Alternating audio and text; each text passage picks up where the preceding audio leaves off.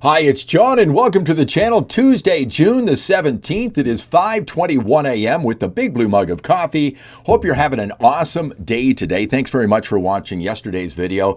I welcomed Donald Trump to Alberta, and he's left already. He's not at the G7 anymore. Something a little more important came up than the G7, the war between Iran and Israel right now, and it looks like the United States may get involved, so maybe more on that later. By the way, if you have subscribed to the channel, I do appreciate it. If you haven't, please click on subscribe. Thank you very much. Let's get to 35,000 subscribers. So I had a different idea in mind today for this video. I actually, sent a bunch of messages to myself. I emailed myself this morning at 1 o'clock about an idea I wanted to do today, which I'm going to do anyway, but something else came to mind last night before I went to bed. I read this article you're seeing on the screen right here from the National Post. Liberals to pass major projects bill this week with conservative report. Freeland thanked Husakos for recognizing and highlighting that conservatives are supporting this legislation. Of course, Carney's talking about big projects being built, fast-tracking things getting done in this country. So I read a little bit about this article. Conservatives will be supporting the Liberal government's internal trade and major projects bill that is expected to be passed before Canada Day, revealed Leo Husakos, the leader of the opposition in the Senate. Husakos confirmed the news as he was questioning Minister of Transport and Internal Trade, Chrystia Freeland, during a pre-study of the bill on Monday afternoon. So they're going to fast track this through. The NDP's against this. The Bloc Québécois are putting up red flags about this as well. But the Conservatives seem to be supporting this bill. Now, if you read down here a little bit farther and you get down to this point right here where they talk about Canadian Identity Minister, whatever the hell that is, Stephen Guilbeault, a fervent environmentalist, sought to minimize the reach of C5. He said most major projects do not trigger federal impact assessments, so the bill would only apply to a very small number of projects. And then he said this: I think that as we move forward, we will see that the type of projects that are being proposed are projects that we want in terms of being able to achieve our 2030 targets, and that's greenhouse gases when it comes to emissions reductions, he said in an unrelated announcement. So this put up a red flag for me because I don't believe that Carney is going to be building many pipelines in this country, and they're going to go all in for green. So I thought the Conservatives are going to support this, and I typed this out for myself last night into notes here on my computer. Liberals will cloak this in Canada would become an economic superpower, and if the Conservatives don't support it, they'll be called anti-Canada. The elbows up people are loving this. We should be scared, because I thought that this would give Liberals just wide-ranging power in the government to do pretty much anything they want.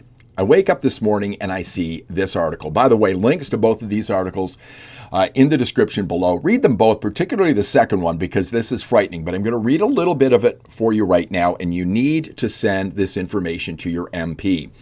If your MP is a Liberal, they got voted by the Elbows Up crowd. The Elbows Up people are loving this.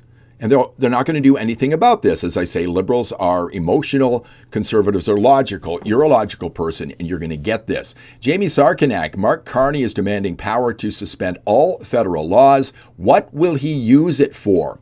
Federal fast-tracking bill would allow cabinet to exempt favored companies from any federal law, opening a massive door to corruption. Just a bit of this article. Mark Carney's election platform did not include giving himself the power to suspend the entirety of federal law and, by extension, democracy. But that's what he aims to do with Bill C5, which he hopes to ram through by Canada Day. That's less than 2 weeks away. Conservatives astonishingly haven't ruled out helping the Prime Minister on this front, which is a royal shame since they're our last line of defense. Introduced to the House of Commons on June 6th, the bill would create a Building Canada Act to fast-track any project the feds consider to be in the national interest. The act would do this by allowing the Liberal government to completely bypass parliamentary scrutiny. Here's where it gets very scary. The act would give Cabinet the power to add any project it likes to a list of national interest projects by issuing an order in council. Cabinet would also have the power power to make a list of federal laws that can be suspended at any time with the stroke of a pen with respect to any designated national interest project. To exempt any designated projects from any number of suspendable laws, the feds would simply need to write a regulation specifying which laws no longer apply to which projects, and it would be so.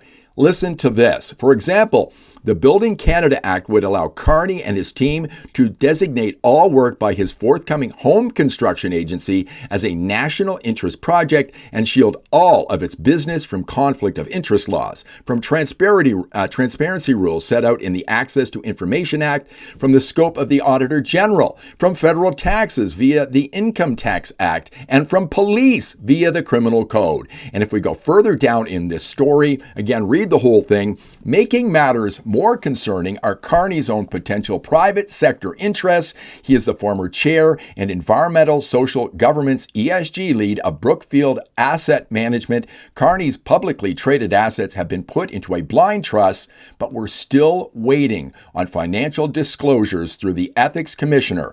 All considered, he could stand to benefit from the suspension of law in the area of modular housing and green energy, for example, given Brookfield's holdings. This is very important that you contact your MP, NDP, Conservative. Let the Conservatives know you don't support this, and they cannot give the Liberals these sweeping controls over this act. Bill C-5, which would do this for 5 years. Do you want to give the Liberals this type of control? And you want to know what's happening with your money, where it's going, and this would shield this from everyone in law. So let your Conservative MP know about this. As soon as I'm done here, I'm sending an email to my MP, but this is scary, folks.